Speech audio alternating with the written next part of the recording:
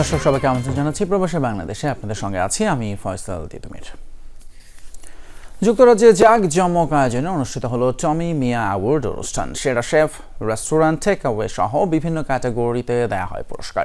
অনুষ্ঠানে লন্ডনের বিভিন্ন স্থান থেকে উপস্থিত হন প্রবাসীরা। লিসা আজিজ এবং নিতিন গ্রাথরার যৌথ উপস্থাপনায় অনুষ্ঠানে বক্তব্য রাখেন Bangladesh high commissioner Abida Islam, IFCO company CEO Iqbal Ahmed, BBCI এর প্রেসিডেন্ট রফিক হায়দার, ইউকে গ্রুপের সিইও আফাজ মিয়া সহ আরও অনেকে। অনুষ্ঠানে স্বাগত বক্তব্য রাখেন ফাউন্ডার টমি মিয়া। অ্যাওয়ার্ড টিমের সদস্যদের পরিচয় করিয়ে দেন Mustaq Ali Babul.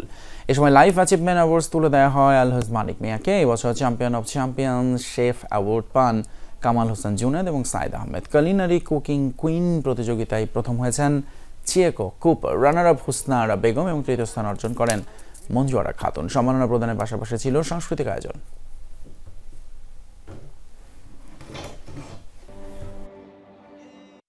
International Indian Chef and Hospitality Award.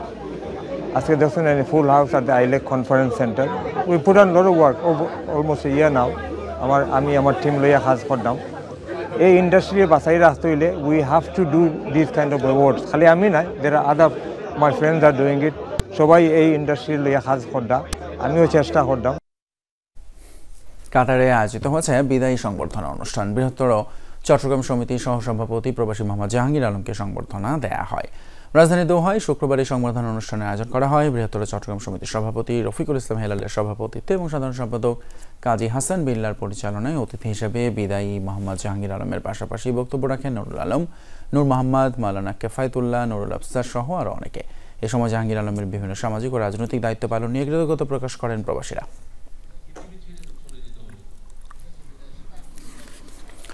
Oman cricket বোর্ডের আয়োজনে T20 চ্যাম্পিয়ন্স লিগ এবং T10 ক্রিকেট লিগ টুর্নামেন্ট জয়লাভ করেছে বাংলাদেশ ক্রিকেট ক্লাব। এই বিজয় উদযাপন অনুষ্ঠিত হয়েছে ফ্যামিলি গেট টুগেদার এবং সংবর্ধনা সভা। শুক্রবার ওমানের বারাকায় আয়োজন করা হয়। অনুষ্ঠানে সভাপতি হিসেবে দায়িত্ব পালন করেন ক্রিকেট ক্লাব ওমানের সভাপতি আশরাফুল আলম। এই সময় কথা বলেন ক্লাবের টাইটেল স্পন্সর ওয়ান রয়্যালের এশিয়া প্যাসিফিক অঞ্চলের প্রধান সৈয়দ তানভীর আহমেদ। এই আয়োজনে সার্বিক সহায়তায় ছিলেন ক্লাবের এক্সিকিউটিভ ডিরেক্টর বাবুল আহমেদ। অনুষ্ঠানে ক্রিকেট ক্লাবের বোর্ড ডিরেক্টরদের পাশাপাশি উপস্থিত ছিলেন বহু প্রবাসী বাংলাদেশি। বিজয়ীদের হাতে পুরস্কার তুলে দেওয়ার পাশাপাশি খেলোয়াড়দের প্রদান করা হয় বিশেষ সম্মাননা।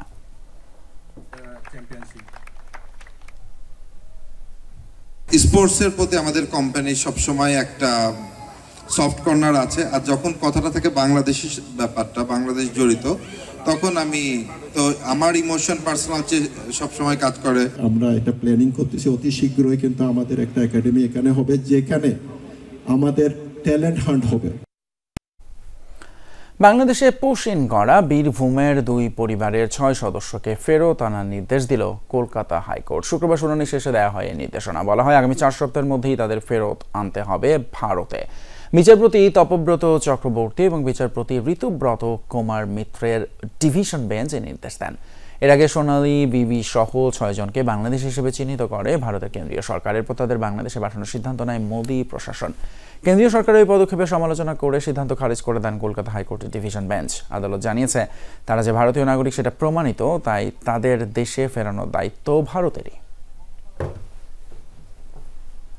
সেন্ট্রাল গভর্নমেন্টকে ডিরেকশন দিয়েছেন যাতে 4 সপ্তাহের মধ্যে সমস্ত রকম ব্যবস্থা নিয়ে ওনাদেরকে দেশে ফিরিয়ে আনা হয়। এই দুটো কেস পরপর হয়েছিল, বধূ শেখ এবং Amir Khan, writ petition number 50 in the nature of habeas corpus আর writ petition number 51 in the nature of habeas corpus. দুটো মামলারই একসাথে শুনানি হয়েছে। বাংলাদেশের অন্তর্বর্তী সরকার এবং প্রধান উপদেষ্টা ডক্টর মোহাম্মদ ইউনূসকে পূর্ণ সমর্থন দিয়েছেন বিশ্বের 11টি দেশের সাবেক প্রেসিডেন্ট, প্রধানমন্ত্রী এবং বিভিন্ন প্রতিষ্ঠানের সাবেক প্রধানরা। শুক্রবার প্রধান উপদেষ্টার সাথে সাক্ষাৎ করে সমর্থন দেন তারা। লাটভিয়ার সাবেক প্রেসিডেন্ট ভাইরা ভিকে ফ্রাইবার্গার নেতৃত্বে বৈঠকে অংশ নেন স্লোভেনিয়ার সাবেক প্রেসিডেন্ট বরুত পাহোর, সার্বিয়ার সাবেক প্রেসিডেন্ট বরিস তাদিচ, বেলজিয়ামের সাবেক প্রধানমন্ত্রী চার্লস মিচেল সহ অনেকে। বাংলাদেশের গুরুত্বপূর্ণ এই সময়ে যে কোনো সহায়তা এবং অভিজ্ঞতা বিনিময়ের আশ্বাস দেন তারা। এছাড়া ডক্টর মোহাম্মদ ইউনূসের নেতৃত্ব এবং বাংলাদেশে মানবাধিকার পরিস্থিতির অগ্রগতির প্রশংসা করেন বক্তারা। জাতিসংঘের সাধারণ পরিষদের সংস্কার কার্যক্রম তুলে ধরে রাজনৈতিক দলগুলোকে জবাবদিহির আওতায় আনলেন ডক্টর মোহাম্মদ ইউনূস। ভবিষ্যতে সরকারকে গণঅভ্যুত্থানের চেতনাকে সম্মান জানিয়ে সংস্কার চালিয়ে নেওয়ার বার্তা দিয়েছেন তিনি। এমনটাই মনে করেন রাজনৈতিক বিশ্লেষক এবং কূটনীতিকরা।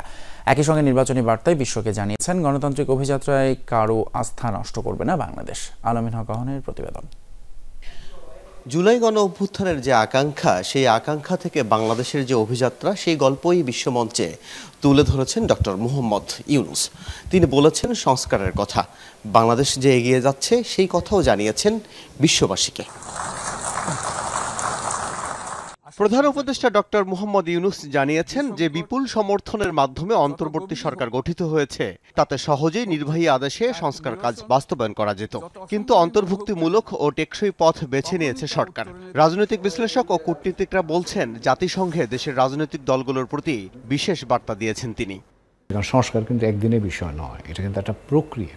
তো কাজেই বাংলাদেশে আমরা সংস্কারের উদ্যোগ নিলেও সকলেই যেটা সমর্থন করি বা আমরা সকলেই যে এটাকে বাস্তবায়নের জন্য আগ্রহী, সেটাও কিন্তু ঠিক কথা নয়। তো কাজেই তার এই আগ্রহ যদি থাকে, আন্তর্জাতিক সম্প্রদায় যদি এতে আমাদের নিরন্তর সমর্থন দিয়ে যায়, একদিক থেকে পরবর্তী যে সরকার আসবে তার উপরেও একটা চাপ তৈরি হবে যে এটা তো আন্তর্জাতিক সম্প্রদায় জানে, সুতরাং এখন আমাদের এই সংস্কার থেকে কোনো অবস্থাতেই পিছিয়ে আসার কোনো সুযোগ নেই। ভাষণে প্রধান উপদেষ্টা বলেছেন ক্ষমতার ভারসাম্যপূর্ণ একটি গণতান্ত্রিক রাষ্ট্র কাঠামো গড়ে তোলাই তার সরকারের লক্ষ্য, যেখানে আর কখনো স্বৈর শাসকের আবির্ভাব হবে না। নির্বাচন হওয়া মানে হচ্ছে যে একটা ডেমোক্রেটিক ট্রানজিশনের দিকে যাচ্ছে বাংলাদেশ।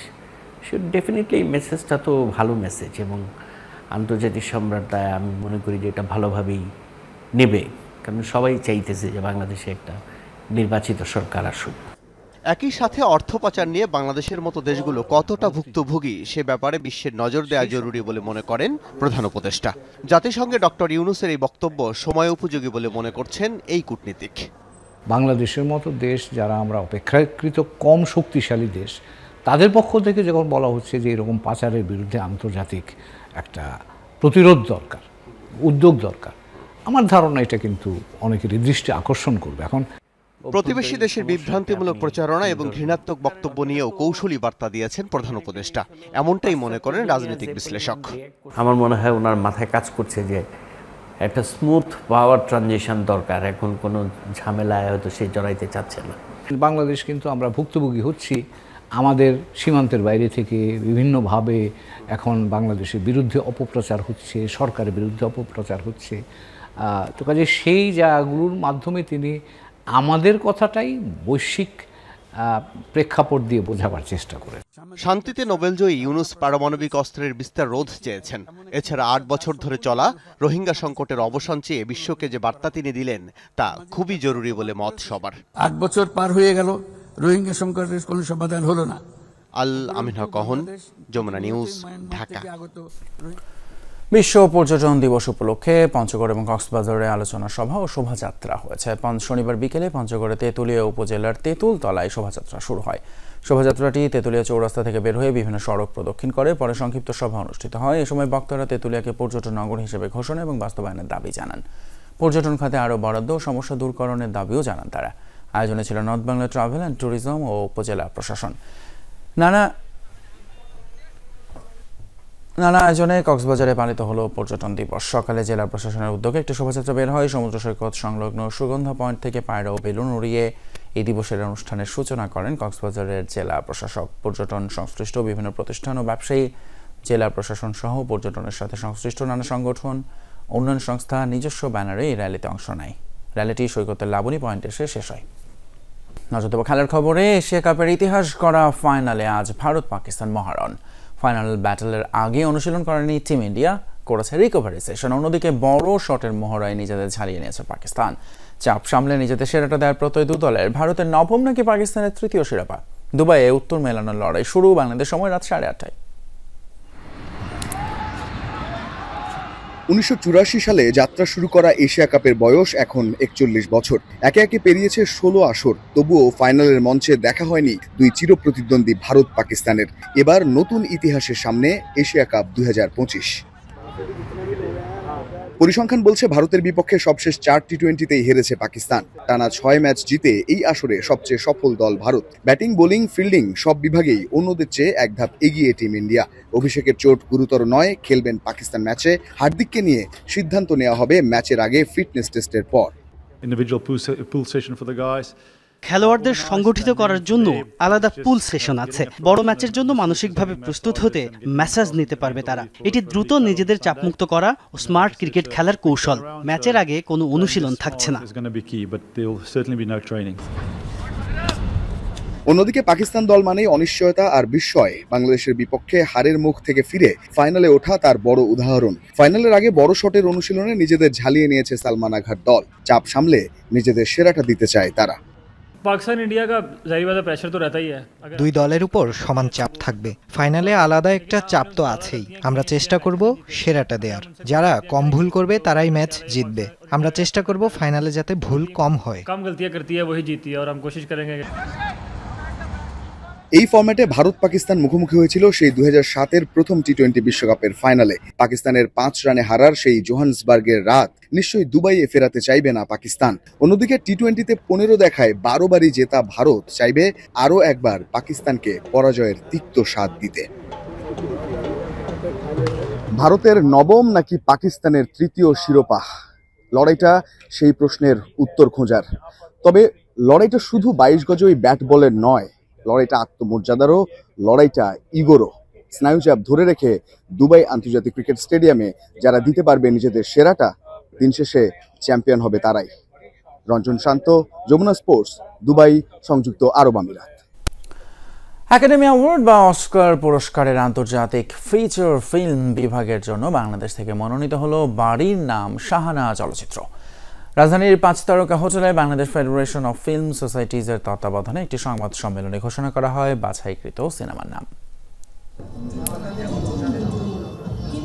অস্কারের গুরুত্বপূর্ণ বিভাগ আন্তর্জাতিক ফিচার ফিল্মের জন্য জমা পড়েছিল মোট 5টি চলচ্চিত্র। যে তালিকায় উল্লেখযোগ্য মাকসুদ হোসেন পরিচালিত সাবা, আকরাম খান পরিচালিত নকশিকাথার জমিন ও শঙ্খদাস গুপ্তের প্রিয় মালতী। আমাদের সাবমিশন আমরা যেটা করব সেটা হচ্ছে বাড়ির নাম Shahana. Bangladesh federation of film সোসাইটিজের তত্ত্বাবধানে ডক্টর মোহাম্মদ জহিরুল ইসলামের সভাপতিত্বে গঠন করা হয় জুরি বোর্ড। জুরিদের পুঙ্খানুপুঙ্খ বিশ্লেষণের মাধ্যমে অস্কারের আন্তর্জাতিক ফিচার ফিল্ম বিভাগের জন্য বাছাই করা হয় বাড়ির নাম শাহানা। যার যত যুক্তির শক্তি আছে সবগুলো আমরা প্রয়োগ করার চেষ্টা করেছি, কিন্তু শেষ পর্যন্ত আমরা পরস্পরকে কনভিন্স করার চেষ্টা করেছি যে যার যে মতামত সে সেটা পারসুয়েট করার চেষ্টা করেছে। বাট আমরা সবাই মিলেই শেষে এসে একটা কনক্লুশন ড্র করেছি।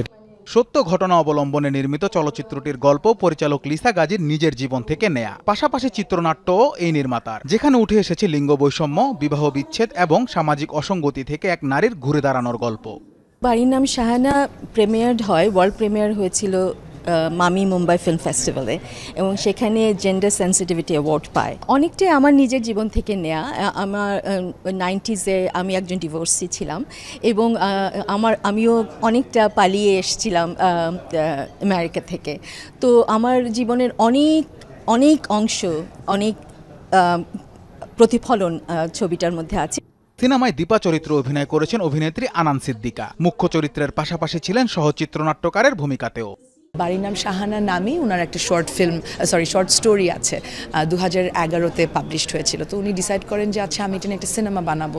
তখন আমার সাথে উনি এটা নিয়ে কথা বলতে বসেন।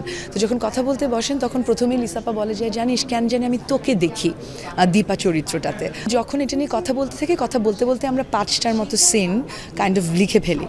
বাড়ির নাম শাহানা সিনেমার গল্প ও দৃশ্যায়ন মুগ্ধ করেছে জুরিদের। পাশাপাশি অভিনয়ে সাবলীলতা থাকায় অস্কারে বাংলাদেশের প্রতিনিধিত্বের জন্য বাছাই করা হয়েছে এই চলচ্চিত্রকে। আনাস ইমরান, যমুনা নিউজ, ঢাকা। দর্শক, এই ছিল আমাদের প্রবাসে বাংলাদেশের আজকের আয়োজন। এতক্ষণ সঙ্গে থাকার জন্য ধন্যবাদ জানাচ্ছি আপনাদের সবাইকে।